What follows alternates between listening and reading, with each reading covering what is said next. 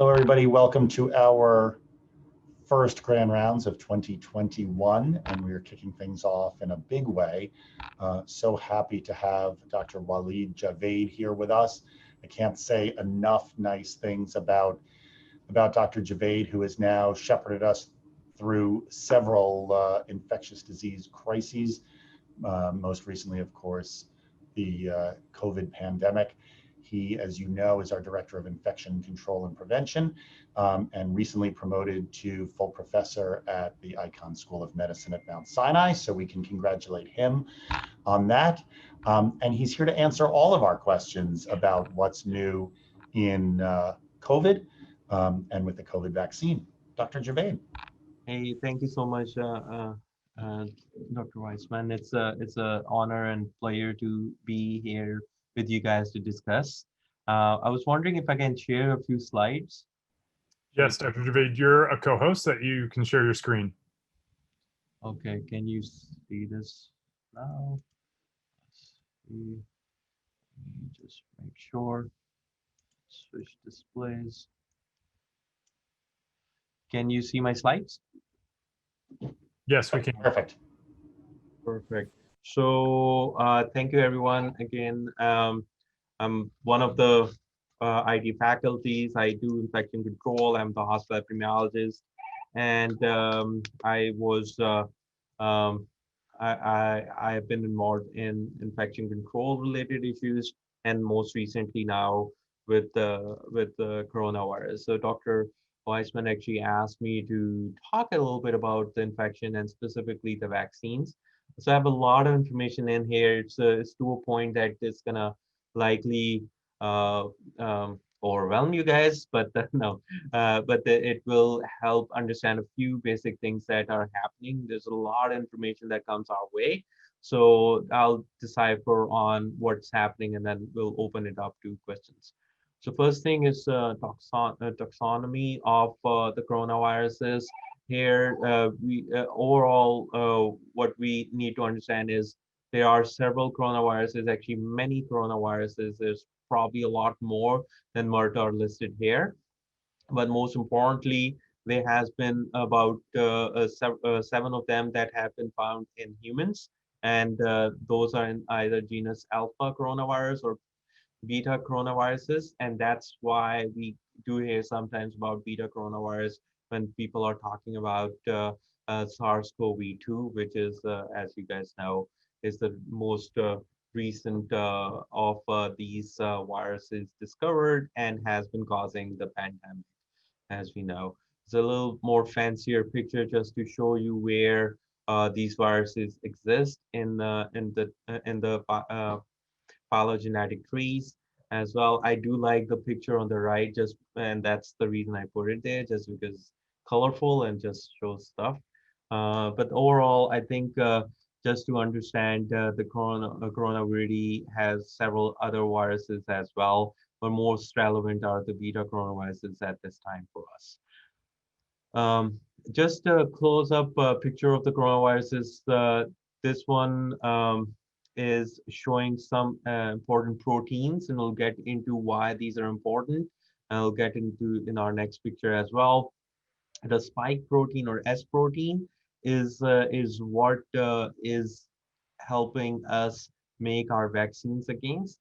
And as you can see, it's a prominent protein, helps the virus attach to different surfaces. This is a cartoon of the virus itself, giving you a little bit better idea. There are a few things important to know about coronavirus versus, for example, influenza virus. The coronavirus genome is one of the biggest genomes in viruses that infect us. It also is a single-stranded virus versus for influenza virus. We have what we would call as several genetic fragments for the influenza virus, which is results in more genetic variation in influenza viruses as compared to coronaviruses.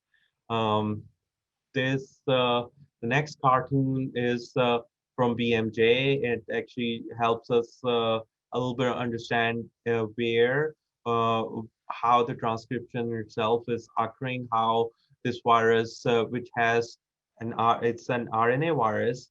It attaches to the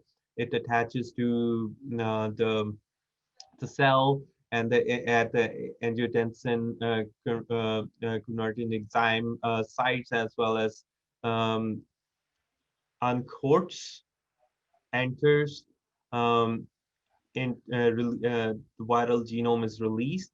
The genome attaches with the host ribosome, which causes proteolysis, and overall viral RNA is replicated. It never really enters our DNA or enters our nucleus.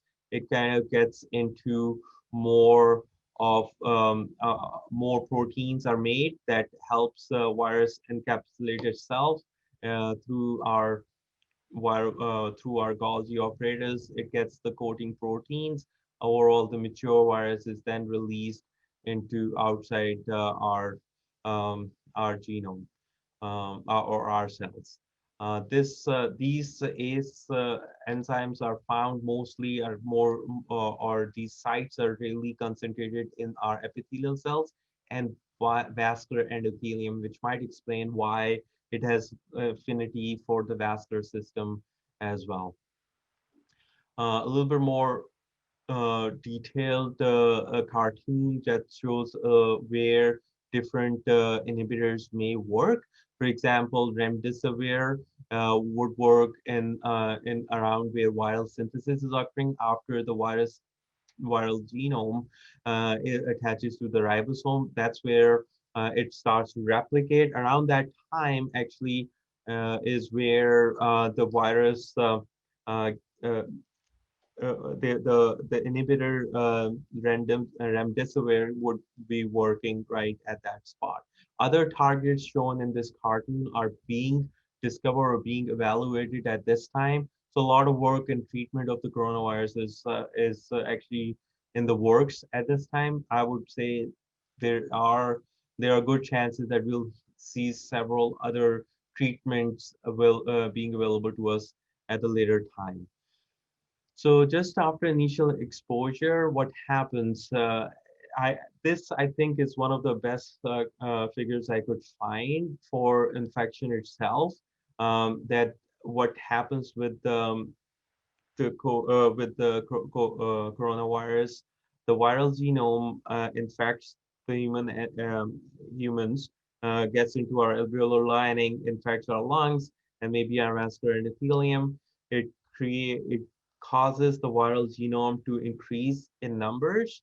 That increase the max number of the virus is found within the first week. This is different than SARS-CoV-1 or SARS, the initial SARS we heard about 10, 15 years ago. That virus actually, the viral genome did replicate, but didn't replicate this fast, and everything actually occurred in the second week. So the maximum viral load was at the second week of replication. That's really is being thought to be the cause of the rapid spread of the SARS-CoV-2. So the viral genome is high, then majority of people will have this blue curve. It will be mild illness and they will get better. Some will develop during the mild illness phase, will develop higher symptoms, possibly related to our immune response during this time.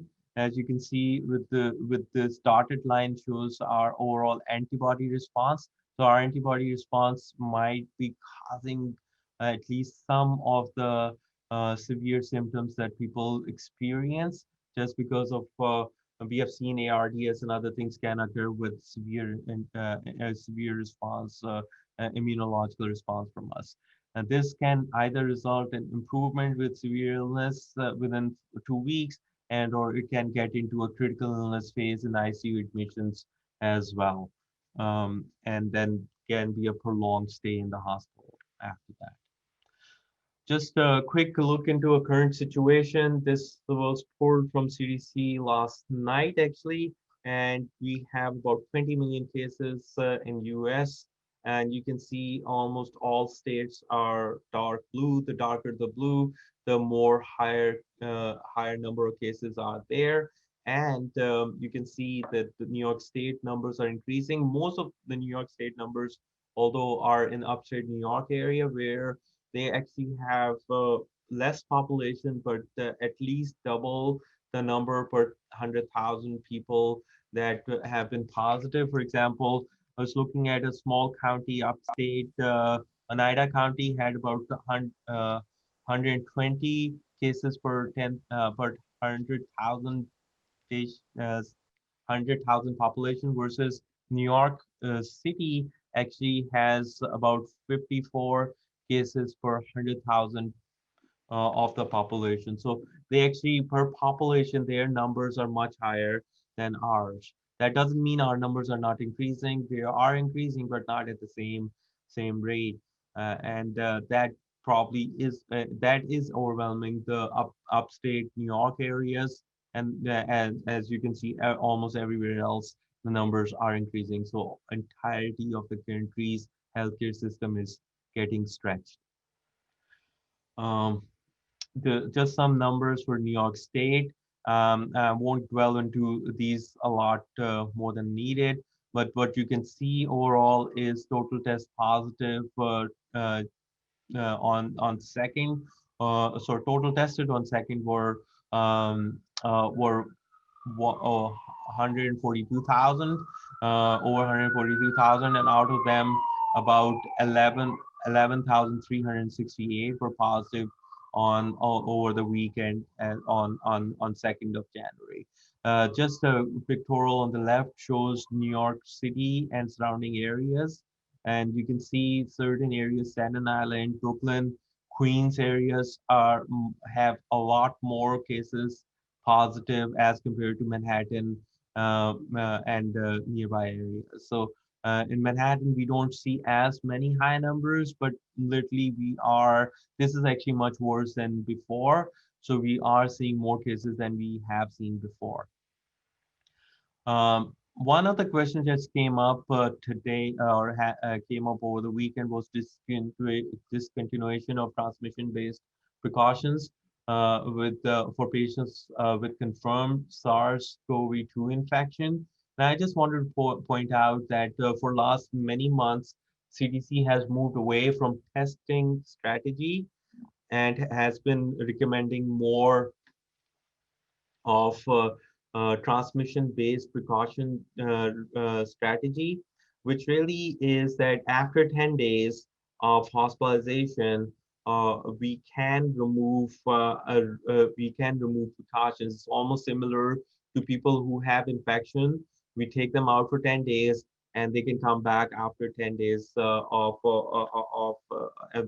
if they are improving specifically, especially if their symptoms improve, they are not febrile, and there has been no fever for last 24 hours. So three conditions need to be met.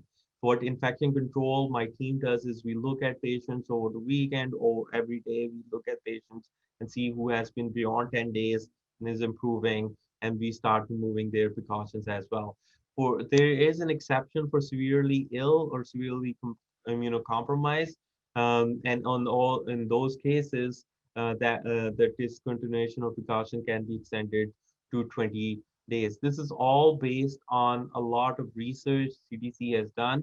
And if you look up CDC's website about discontinuation of precautions, they actually do tell you about exactly how they have come up to this conclusion. But basically, after 10 days of an infection or positive COVID test, uh, they don't find any viable virus in the sputum. So people continue to test positive sometimes after those after 10 days, and that is because of some viral particles or what we say as inactive virus that might still be there.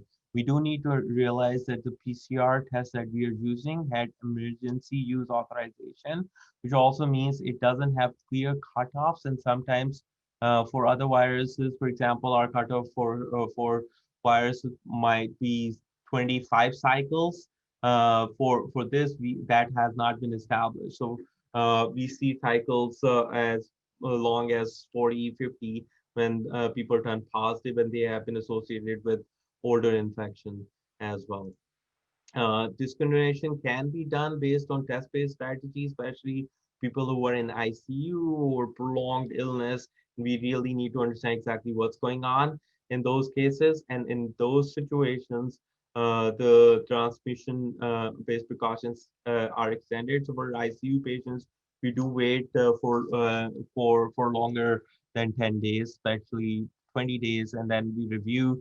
Most of the time, we still are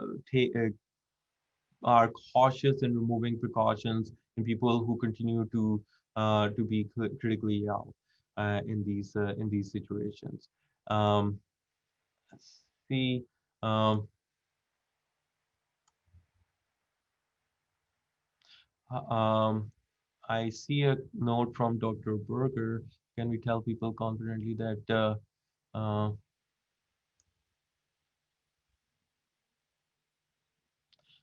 who viral shedding do not cause infections when we also are concerned about asymptomatic carriers. So yeah, so asymptomatic carriage and all, if you can see, most of the infection is as viral genome overall numbers or detectable viral genome in our or transmissible viral genome in us is within first 7 days, and after 10 days, the numbers of detectable viral genome is substantially lower. Asymptomatic infection occurs in the earlier part of the illness and not in the later part of the illness. It's not like the illness continues for several months. It's really either illness continues for probably about 2 weeks. In those 2 weeks, or probably 10 days based on the virus itself. But in severe illness, we can push it even further, as we have discussed. But in a majority of people, the virus, once they were detected, after that, the virus will come down, as seen in this graphic as well. So and based on the other things on the CDC website, I would encourage if you have further questions, you can look at the CDC's website, and they do describe all the studies they have done about this specific issue as well. We can also discuss it after this meeting. So after I'm done with this presentation, but I had a little bit more interesting information for you guys, because Dr. Weissman also suggested that I should talk about the various clades or strains of the coronavirus that are out there and that are confusing everyone.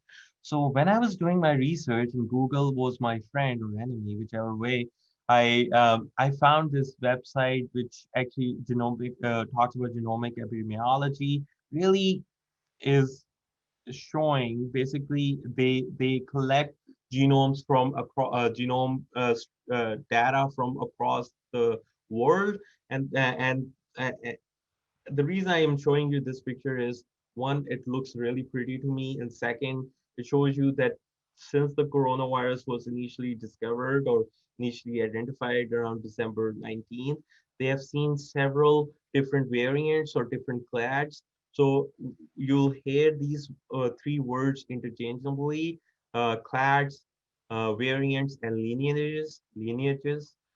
Basically, variants, several variants, if they look similar enough, for example, blue in this case, if they look similar enough, they are thought to be in one clade, and or dark blue and light blue and green and all. And lineages are more of what where these were defined or where they were identified initially. That's how they're defining some lineages. And that's where nature medicine actually proposed that. It's still in, it's not very clear which way the taxonomy will go with this, but most of these have very little base pair changes between their appearance. Most of this helps us recognize where the viral origin was. This is based on the previous graphic, different lineages, different areas. This group, genetic epidemiology group, actually has defined groups slightly differently. So you would not recognize these names, but the reason I was putting it in there so that you can see there are various lineages all over the place. That doesn't mean we have different viruses in different places. It's not like influenza A versus influenza B virus. It's influenza A virus with some geographic markers. They look slightly different. And in genetics, you can see the difference. They don't, most of them don't react differently, but they are few. Just variants, facts, and lineages. The sequence from the initial case that was um, uh, made publicly available by China and on January 7th is considered sequence 0, or WIV04 2019 is the technical name of that sequence. And that sequence, so all these lineages that I showed you are based on differences from that specific sequence. Um, and in Nature Microbiology, Ramberg et al. Proposed this term lineage specifically. That kind of is where you hear about B1.1 dot sorry, B1.117 and other lineages I'll talk about. To understand it a little better, there are certain mutations that occurs, and sometimes people are just talking about mutations and not the lineages itself. So the mutation N501Y you will hear about in news as well, that shows N is the change of asparagine to Y, which is tyrosine, at the position amino acid 501, just so that you understand how the nomenclature is occurring in these different descriptions. So B.1.1.7 is one of the lineages that's in the news. That's where you're hearing more about it.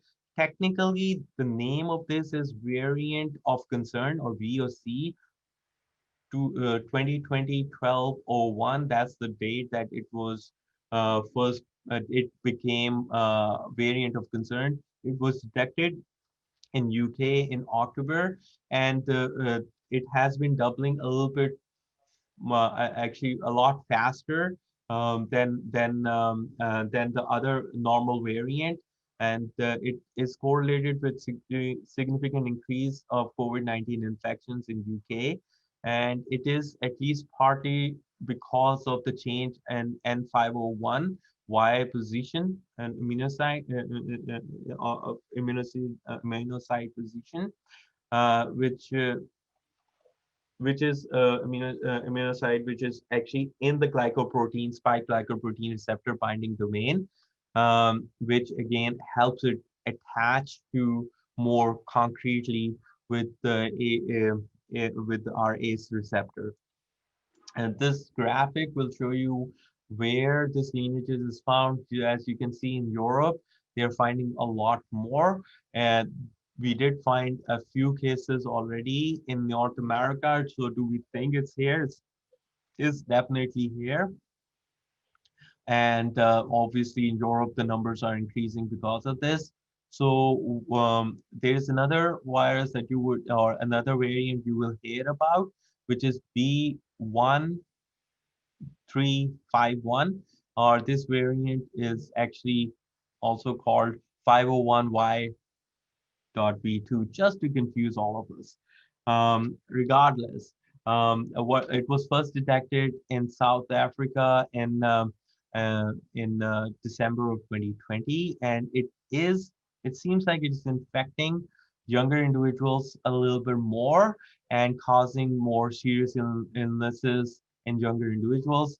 It also seems more rapid spreading, and mutations are seen at the receptor binding site in the spike protein, glycoprotein, again 501Y and 501Y position, and a few other positions.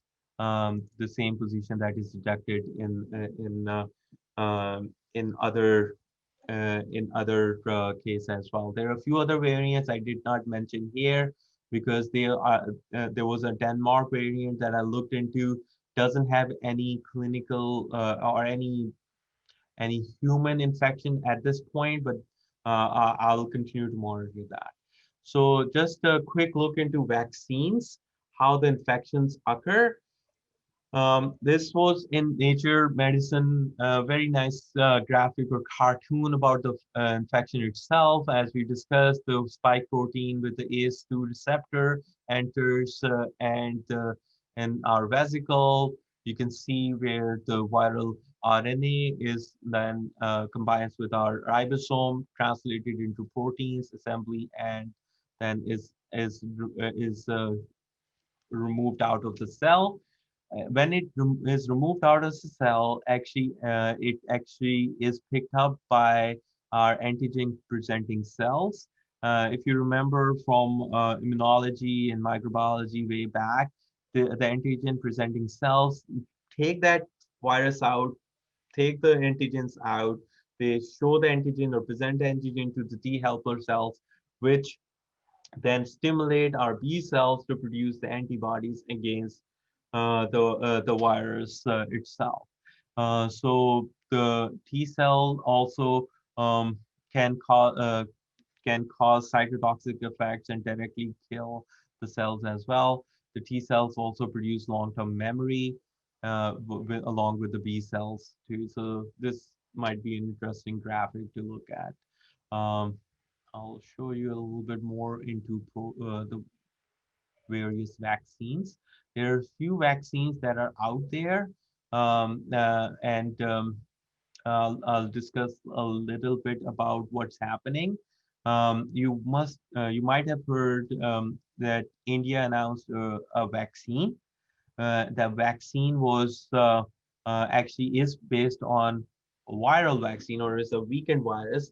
They actually took the virus, treated it with formaldehyde or products like that that causes the virus itself to become weakened, or actually what they are claiming is dead virus. They enter that virus into the cell, into the humans, and it causes all the immune response as we have discussed already.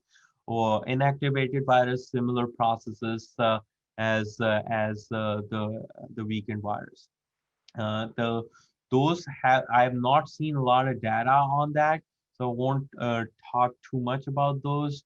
Viral vector vaccines are pretty interesting and very um, futuristic vaccines. For example, weakened measles virus and adenovirus have been used as vectors where they incorporate the spike protein gene into these viruses, and those viruses, when injected, actually cause the spike proteins to show on and immune response against the spike protein is generated.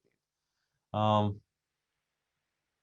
so another vaccine is a direct protein based vaccine. There's some research going on. They inject the spike protein and the M protein directly. Again, with the taking the antigen presenting cells takes it up and causes our immune response itself. Viral-like particles are also used. Some teams are working on the viral-like particles to trigger immune response as shown in this cartoon.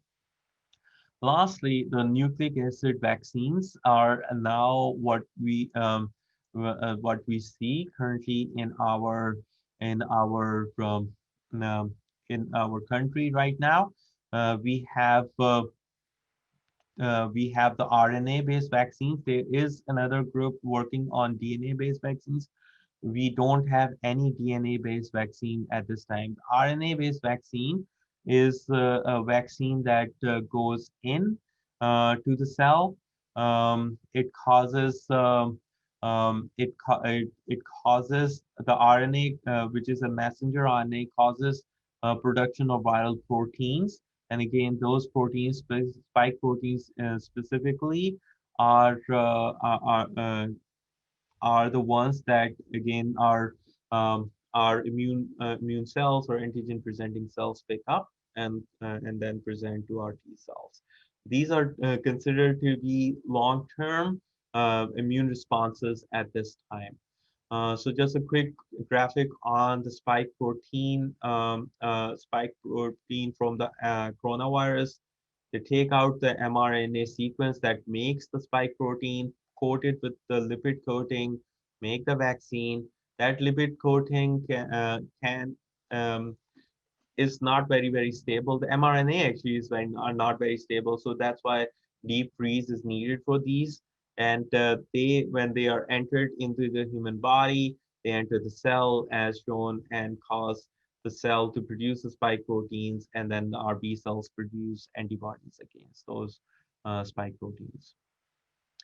So leading vaccines at this time, I just looked up some recent approvals.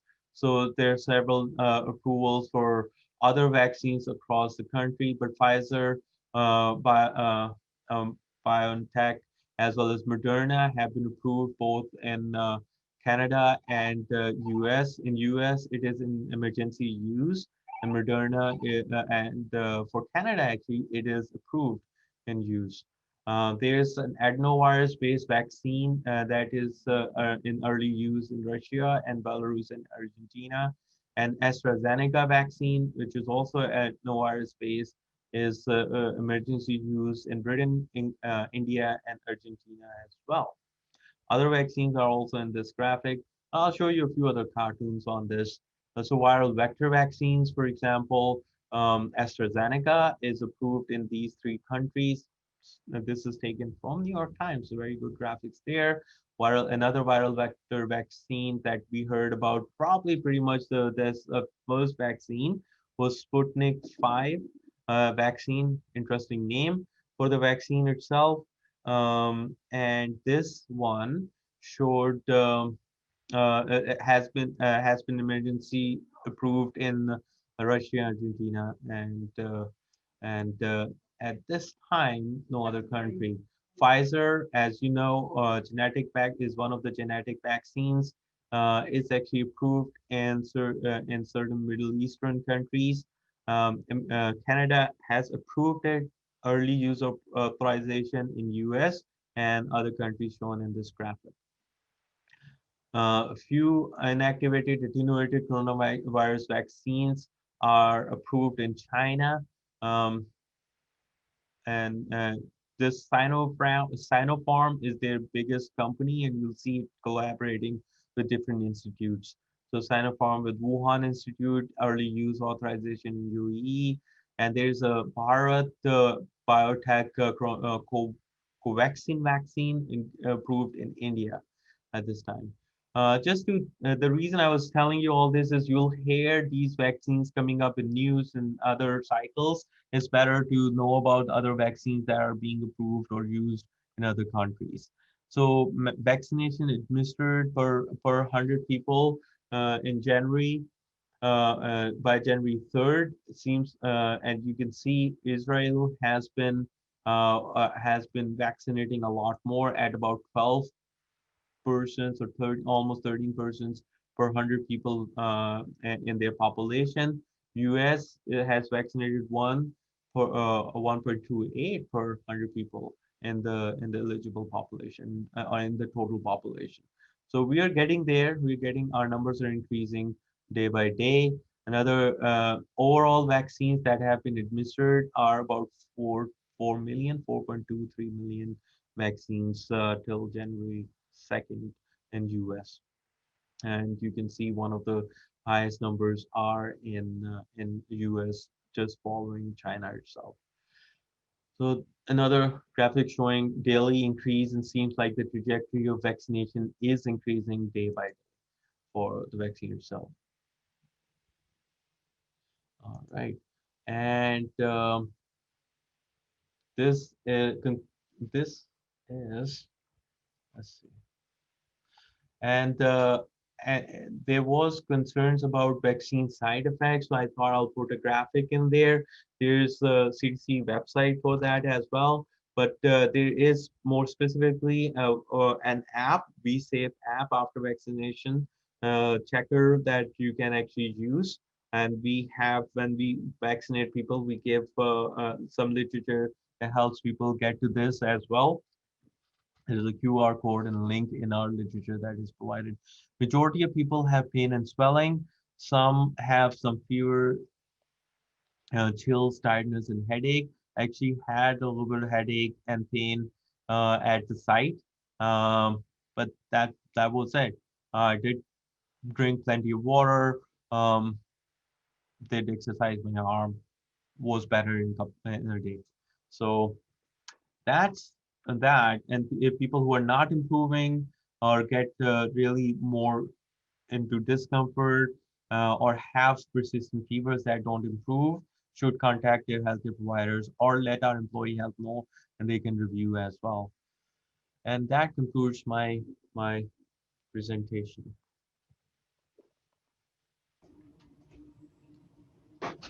Thank you so much, Dr. Javaid.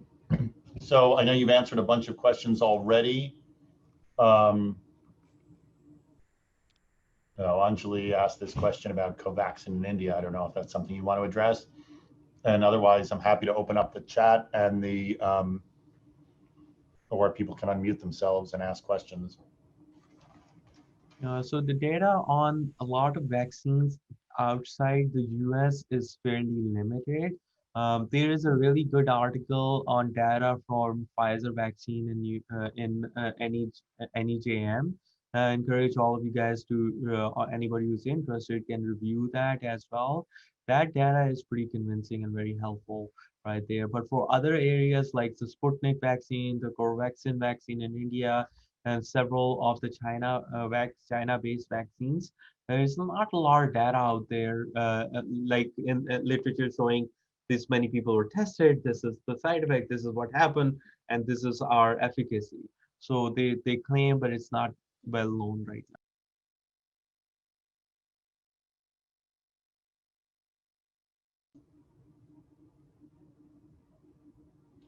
What other questions do people have? Maybe I'll ask you, we haven't talked a lot about influenza, but anything we should know about influenza in the setting of all this? Are we really having a twindemic? So we are not seeing a lot of influenza numbers at this time, knockwood, and it seems like at least some of the strategies used for COVID are helpful in decreasing influenza, including social distancing, as well as wearing masks, as we know. And that has decreased the number of influenza. We saw that in Southern Hemisphere and other areas where people were wearing masks, that was decreasing the ability to for the influenza to transmit effectively. One of the questions that was asked earlier, and I should thank thank people who submitted some advanced questions. One of the questions was, if a person already has antibodies, should they get vaccinated? And the answer to that is yes. CDC, as well as Pfizer, as well as ACIP, do not remove people who are already vaccinated out of the mix of people who should get, or sorry, do not remove people who already have antibodies from the mix of people who should get vaccinated. And the thought really is that we don't know how long the immune response for the COVID, initial COVID would be. Seems like for first 90 days or maybe even longer. And internally in Mount Sinai, researchers have found that antibodies still remain for about 5 to 6 months. But the thought really is that we should get the vaccine, just because it will enhance the ability for our body to be able to fight off the virus by the spike protein itself. So people, can you discuss more about possibility of autoimmune disease as long-term side effect? Since we are producing the spike protein, what precedence do we have on this? Good. So very difficult question, actually. I cannot comment on the long-term side effect or possibility of autoimmune disease, but I'm not sure how it would happen because this is an RNA-based vaccine, and it doesn't have the code for the virus in itself. So it's not.